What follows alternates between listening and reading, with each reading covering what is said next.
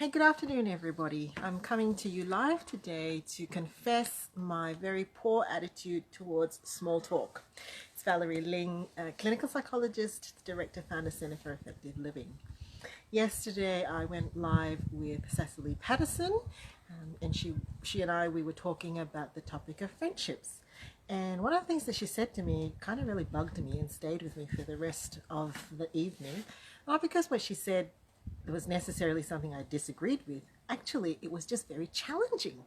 And she was talking about the small talk thing, right? She was saying, why do we, I can't remember exactly what she said, but something along the lines of why do we belittle or put down the small talk thing? We should be talking up the small talk. And I was actually internally really processing that because I confess I have a poor relationship with small talk. Now, before I go on, I will just have to let you know that there is a little dog by my side, and at any point now, he might go off and bark or jump on me, so please do not be alarmed. So this thing about small talk, it really bugged me. Now, don't get me wrong. As a professional, I would like you to know that I condone and endorse small talk. It's a very important skill, particularly when we are actually helping people who are socially anxious, or who might actually be having to start all over again, who may not have actually, people who may not have socialized for a long time, for example, after a relationship breakup, and you've got to learn those micro steps and those micro skills again. So making conversation, shall we say, is actually really important. So 100% for it. I have to admit, in my personal life, I hadn't really thought about the incongruence of this. That as a professional, I'm sold on being intentional about conversation, being interested in other people. Hello there, if you're watching, let me know where you are. I'm confessing my negative attitude towards small talk live to the world.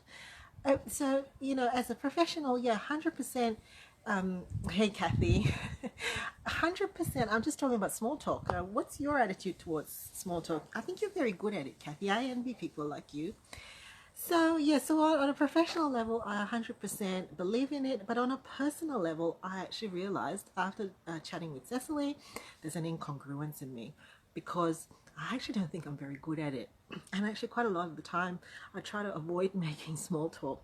So here's an interesting thing, right? In my world, 90% of my conversations are actually very, very personal.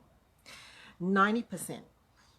It has been said that, I can go from zero to the depths in my conversation, and it's probably pretty intense. But that's because my professional world, I'm having really important, significant conversations. So Kathy says, I don't mind small talk. I figure it's the pathway to more meaningful conversation. Kathy, you should do this live because that is exactly it. This was my light bulb moment, even though professionally I know that that's the case. Because you see, the thing is, meaningful connections and meaningful conversations are the soul and the fabric of our relationships. But, you don't go from, hi, my name is Kathy, to tell me your deepest, darkest secrets. You got to do all the in-between stuff. And you know what? It's hard work and it's intentional and it's skill building. And as Cecily says, you've actually got to turn up. So what I actually did was I did something very, very soul-searching and highly intellectual. I actually Googled, what do you do if you have a problem with small talk? And it brought us some fascinating articles. But the one that actually sticks with me is the one that actually talked about if you could change your attitude towards small talk. So what is behind that resistance to small talk? Well, maybe for me, I actually really think I might be wasting someone else's time. All right, I might actually be thinking that if I actually said something a little bit more meaningful or in depth, I wouldn't be wasting their time.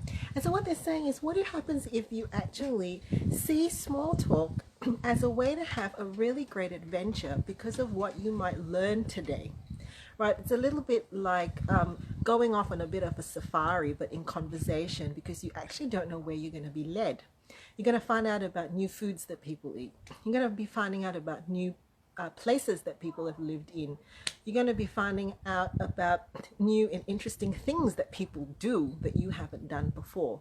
You actually going, if you keep a curious mind and you actually say to yourself, this conversation could potentially be a valuable one because I'm actually going to learn so much, not just about the person, but about the world and life, and having a real openness to the experience of where this person can take you. And when I've actually reflected on that, I thought, that's probably true of the people I really envy, who just seem to effortlessly have conversations at a really social level. And I think that is the common denominator, that they're genuinely interested and curious about the other person. How honoring is that? How honoring is it to actually stay in small talk and be interested and curious about what the other person is saying? And that the more you do that, the more you turn up, the more you practice it, the more you figure out, your who, what, where, why, when questions, the more you figure out a range of topics you could be talking about beyond just how's the weather and what are you doing for the weekend, the more you're actually going to be able to connect with them the next time you see them, and the next time you see them, and the next time you see them. And those small bits of building intentional small talk, as you say, Kathy, actually leads to more meaningful conversation.